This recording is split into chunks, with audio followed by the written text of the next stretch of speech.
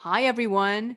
Today, me and Tete are talking about one of my favorite books, which is Philip Roth's The Counterlife. The reason I'm talking with Tete about this book is because you actually read this book a few years ago, didn't you? Yes, yes, I did. I did read it. And unfortunately, at that time, I didn't appreciate it, mainly because I had trouble digesting a lot of modern literature styles. And unfortunately, given that Roth has a very, how do I say, acrid style, so to speak, and it's an accustomed taste. It's like eating licorice. It's an accustomed taste. I unfortunately didn't have much progress with the book, or rather, I read it, but I didn't process it. I didn't digest it. And unfortunately, most of all, I did not appreciate it. And I actually regret that. Yes, I mean, at the time when I was reading it, I was in my early 20s as well, and I guess I didn't really fully appreciate it either, but I did like a lot of the humor that he used as well as the different viewpoints and the idea that writing is, kind of an exercise in itself, kind of like a thought experiment.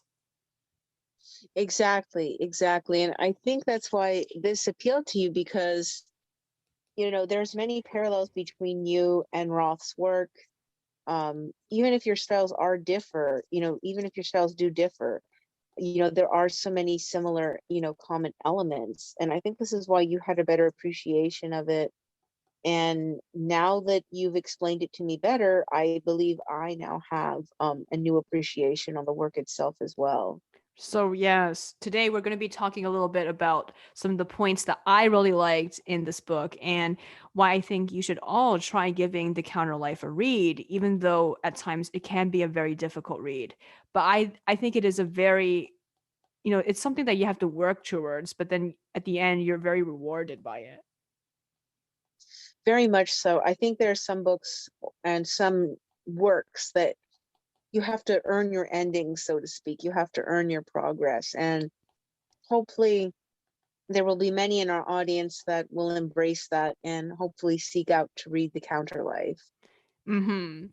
So the Counterlife essentially has, I guess, in a way, no solid plot. It is a disjointed plot about two brothers, Nathan and Henry Zuckerman. And the question is, who is the one who actually became impotent? At the beginning, we're treated to an idea of Henry being the one who became impotent, and he is the dentist. Nathan is the writer. But then as we go on, we actually see that in other versions of the story, it's Nathan who became impotent, while Henry did not. So I guess in a way, this story is about siblings who distort and rewrite each other's lives and what that could possibly mean. Does it mean that they envy each other's lives and wonder what lives they could have had if they had made different decisions? That's very fascinating. That is, I mean, I think a lot of people don't take that into consideration when they're writing literature. I think everyone who has siblings or friends or, a significant person in their life um, that they feel competitive with, they do think these things like how different would their lives be if they would have made the decisions that person made and vice versa. And I think Roth, as you have explained it, has explored that concept in a very mind-blowing way. Right, especially since Nathan and Henry are both, young boys who grew up in the same part of Newark, New Jersey, in the same family, but then their lives have radically different trajectories. Henry, at least in the first reiteration of the story, is the traditional, good father, good husband, at least on the surface, the accomplished son who went to medical school and became a dentist. But on the other hand, Nathan is the, I guess you could say the enfant terrible of the family. He became a writer, even though he is successful and he eventually marries an English woman who is also an author herself. People, or maybe himself, he feels like because of the way he was raised, he is, quotes, not viewed in the same lights as his brother is, who is more conventionally successful. But in the same way, I guess both of them are successful, just in different ways. One is conventional and one is not. exactly. We have one that's conventional and one that's not. And, you have to ask yourself, and I think Roth asked this question very thoroughly, what are the rewards of conventionalism? Like, do you truly find satisfaction, or have you only attained approval and all the benefits therein of societal approval? And then you have to weigh the pros and cons of it. Absolutely. One of the recurring themes is that Henry may not be very happy indeed. And, it seems like on the surface, when he dies in the version of the story where he is the one who is impotent, but then gets a surgery to restore his impotence and he dies, restore his potency and then he dies. His wife gives a speech at his funeral where she says that, he loved her so much that he was willing to undergo this risky surgery just so they can revive their love life. But in reality, he never wanted that. He never loved her in that way. In actuality, he wanted to restore his potency so he could continue having an affair with his secretary. Oh, I see. So there's sort of an ulterior motive that either his wife did not know about, or she did know about and was merely just putting on a facade to save face in front of the public. Exactly. And I think she always sort of knew because there was a section I remember where, she tries to seduce him, but he always looks disinterested and thinking about something else. And that can be very disheartening for someone. I mean, you might almost think that, does she have any resentment towards him? Right, exactly. But another interesting thing is that he doesn't really find a lot of satisfaction with his mistress. He only does it because he's bored. He's like the quintessential bored, middle-aged man who lives in suburbia, doesn't know what he really wants, even though he looks outwardly fulfilled. And he actually envies his brother somewhat for having a free life, even though his brother hasn't met the metrics of a quote unquote successful middle-aged life because he is unmarried. He has been divorced, I think, a couple of times already, and he has no children. While Henry has 3 kids, a wife, and he looks like, a happy professional. That's true. That's true. So by all means, you would think one brother would be happier than the other, but then both are equally miserable. If not, the other one who's supposed to not be happy is actually maybe more liberated. Right. So it's really about, I guess, satisfaction in a way. And what would happen if your life took a different route? So let's move on to the second point, which is characters. Right.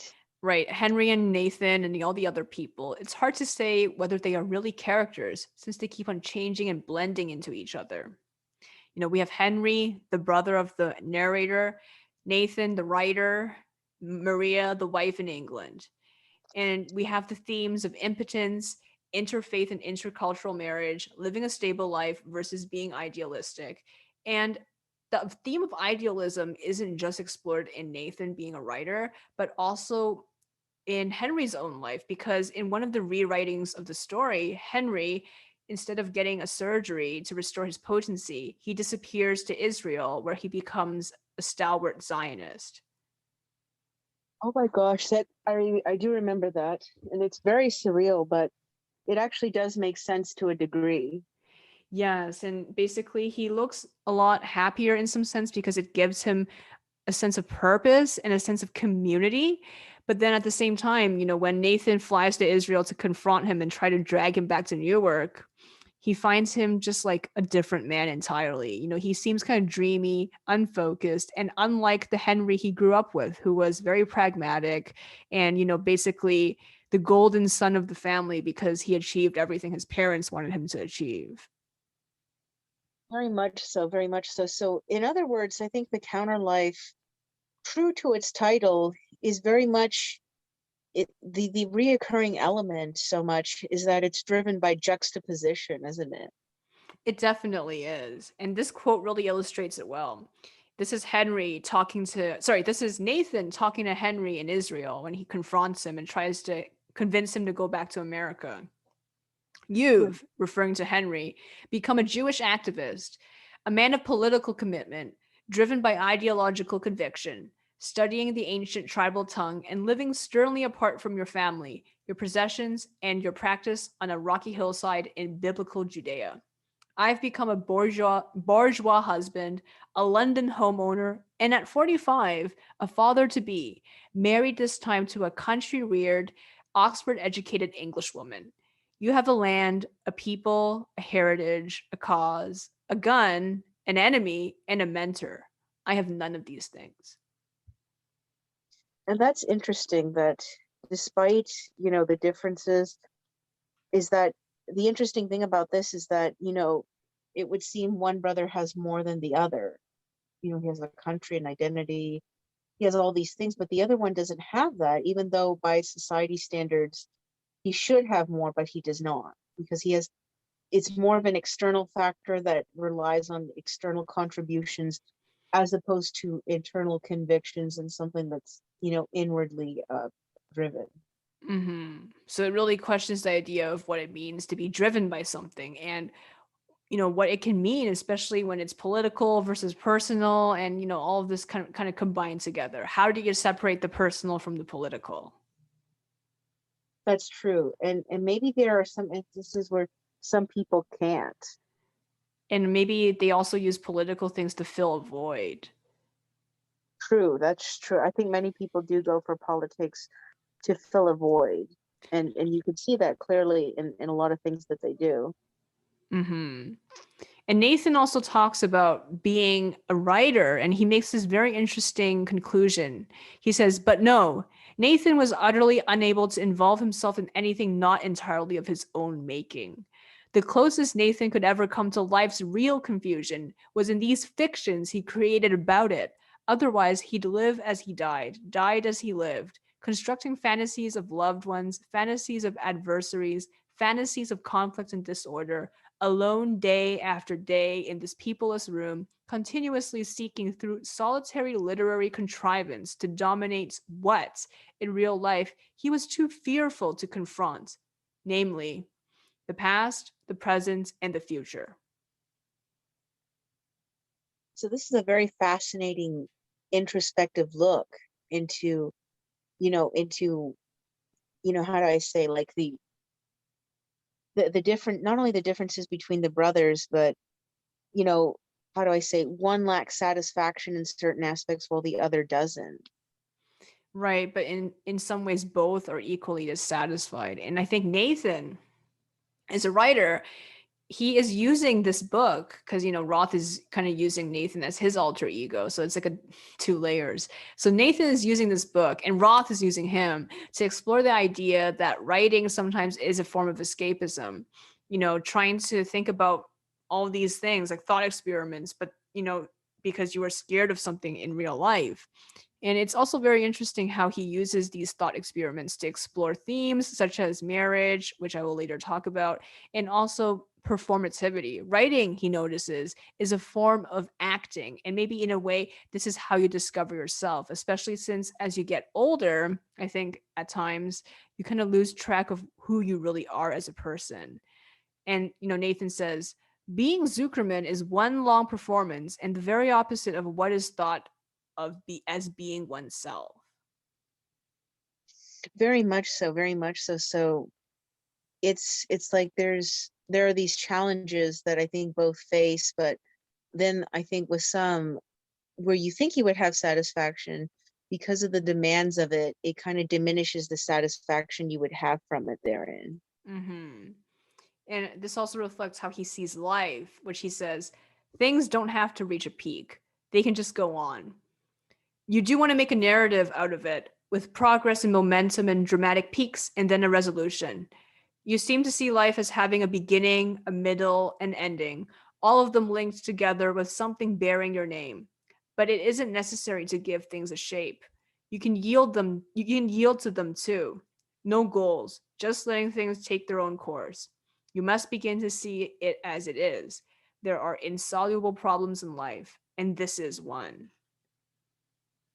And this makes a lot of sense. I think a lot of people do try to give shape to things or label something or try to analyze or explain something or think that something has to reach a certain type of conclusion with a certain type of impact. But I think in times the reality of life that it's not always like that.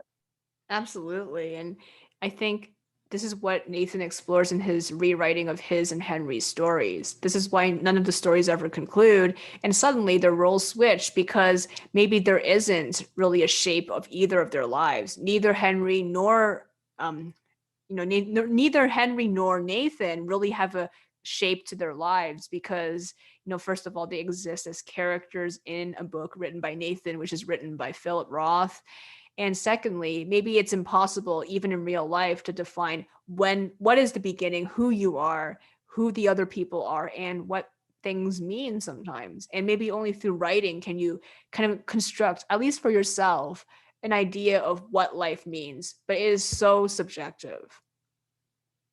That's very true. It is subjective. And, how do I say, there's always an expectation, but sometimes it would seem like the expectations of satisfaction are not always met or formed in the ways that one would expect it.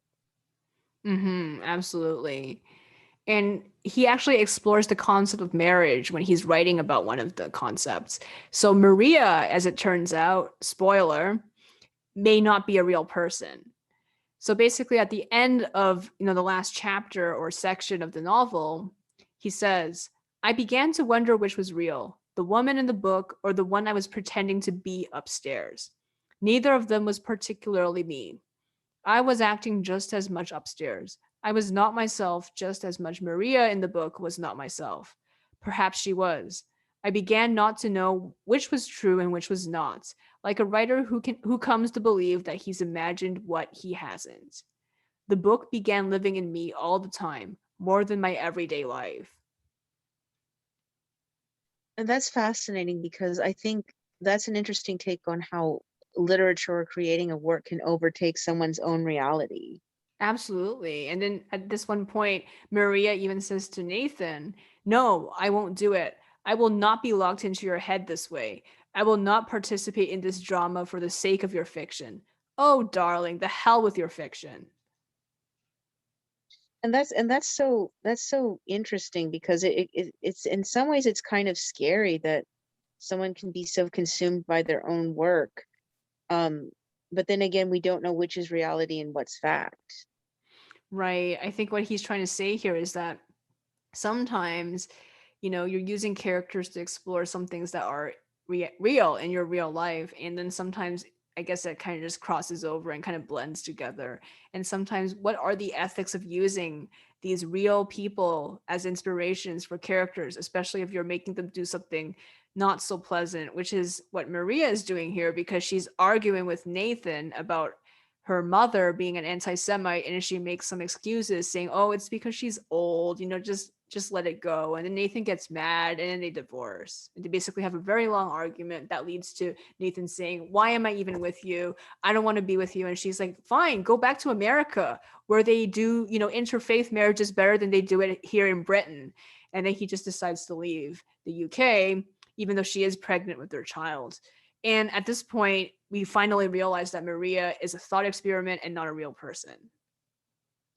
And that in itself is very fascinating. I mean, I know I've seldom seen it in fiction. I mean, it has been done perhaps in cinematography, like, I guess to maybe not the best example, but I guess the thing that would be most similar to it is maybe like something like Inception, perhaps. Yeah, something like that, like the idea of multiple timelines and perception equating with reality. Very much so. So, I mean, in many ways, I guess one could say Roth had thought of this concept, years and years prior to Inception. hmm Another thing that's really interesting is that this book has a lot of unappealing characters, as I think you noted years ago when I first told you to read the book. Very much so. Roth does not have any really appealing characters. You have to really work to know them and understand them. Do you think having unappealing characters makes people not want to read certain works that have unappealing characters? Or do you think it doesn't really matter because themes are more important in your view? I would have to say it depends on the reader. I mean, there are some readers who will read a work regardless of the characters because of themes. And then there are some readers who will not continue with the work if they cannot be appealed to the characters. They don't care how the theme or events will fold out, but they are very character centric and character based. What kind of reader do you think you are? I would have to say I'm a blend of both. I do want appealing characters, characters that can be somewhat relatable. Um, but at the same time, I do want themes. As you know me, there are certain repetitive elements that I particularly enjoy in stories, and I'm always seeking out these kind of stories that show these kind of themes and elements and such. That's true. And I Yeah. guess one of the reasons you didn't like the Counterlife years ago was because the characters did not appeal to you. If they were more appealing, do you think it would have been an easier read?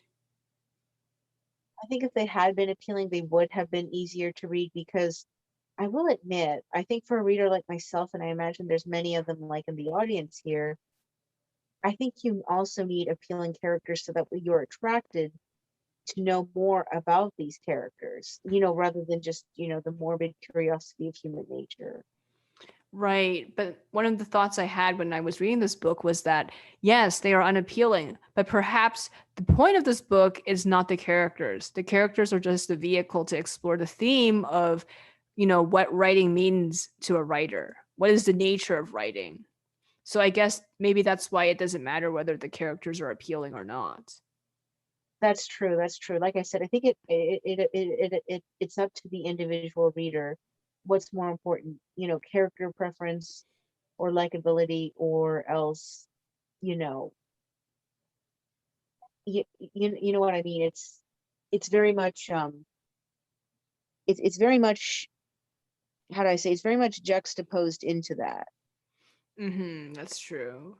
I think it's Yeah, hard to say which is right or which is wrong because it's really a subjective thing. But I guess Roth, I could feel at least, as for most of his books, anyways, especially the more postmodern ones, he's not really writing a character for the character to be interesting per se, or even, you know, particularly attractive or like appealing, you could say. I think he's writing it because he wants to use the character to explore modern dysfunction, or metafictional themes like the ones we just talked about for the Counterlife.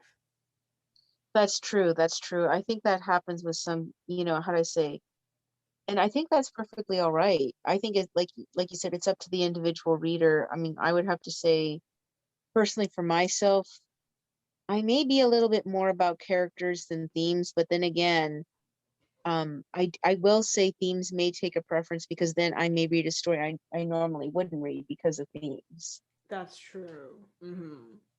Yeah, Right. So yeah, I think this is the first book we've really talked about on this podcast that is not really plot driven. Well, except for Portnoy's Complaint. But Portnoy's Complaint is pretty straightforward, right? I mean, it's just about this guy messing around and, that kind of stuff. But then here, I think this is more metafictional, more disjointed, definitely more disjointed. definitely far more disjointed. I think that's what makes it interesting, and the fact that because it's disjointed, we're sort of taken on a roller coaster of you, if you will, of events that may or may not be real, of people who may or may not be real as well. They're all constructions of the author's psyche.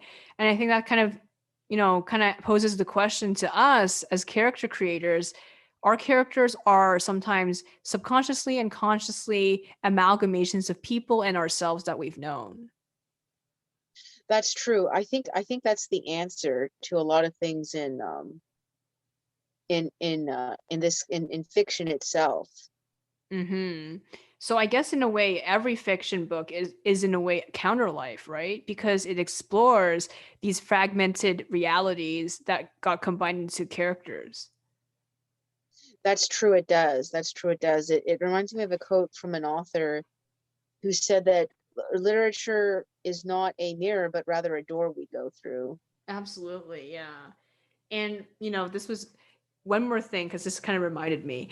Remember what I said about, the idea, because I was rereading the Counterlife again, and then, I thought about my own work. What if the whole book of Joel was just a hallucination that Joel, as a burgeoning writer, conducted and, construed because he was envying someone else's life and thinks about what life could have been for him? Very much so. And that in itself would be an interesting alternative, because then it makes us question the reality of things, um, as well as, how do I say, how do I say it? It makes for very interesting thought, and also what is satisfying, what is not, and what could have happened if things had happened differently. Right. But then you said that you hope that's not the truth, right? I hope it is not, because although I do not mean to sound narrow-minded, I want Joel to be happy. I'm biased. I like him. I want him to be happy. Joel and Malka are a power OTP that I strongly support. I will die on that ship. I will go down with it like Pirates of the Caribbean ship. And I want it not to be true. I want it to be that Joel and Malka are a real thing, and Malka is a real person with Joel. Me too. I think it was just a passing thought I had, and I don't think I'll be that cruel because I think Joel already went through a lot of crap. He has gone through too much. God love him. Give him something happy. Right, right. I think the idea was that I wanted to explore more of Joel as a writer too, because as we talked about, I think even though he hasn't really discovered his passions in life, so to speak, maybe he could become a writer because he does have a gift for the word. Pretty much, exactly, exactly. I mean, that's a possibility. I think you can explore Joel becoming a writer. What do you think? I definitely think so. And the idea of him kind of finding out more about himself, kind of like Nathan through writing. Exactly, exactly. Because I think writing is a way to explore oneself as well as others. Right. So I guess it's kind of like how Sam uses acting to explore himself and others. Exactly, exactly. That's it. And I think people have different venues, whether it's art, acting, writing. These are things that explore the human nature and psyche. Absolutely. Well, thank you so much. This was an amazing, talk about this book. And, I think it's really fun to revisit a book that we both read around 5 years ago. I think it's very fascinating. It was wonderful, and I really appreciate the conversation and how we delved into this and ruminated so much through a lot of its values. And I'm definitely going to be giving it a reread one of these days again. Yes. Thank you so much. Yeah, thank you so much. This was awesome. Thank Yeah. you. Bye. Bye.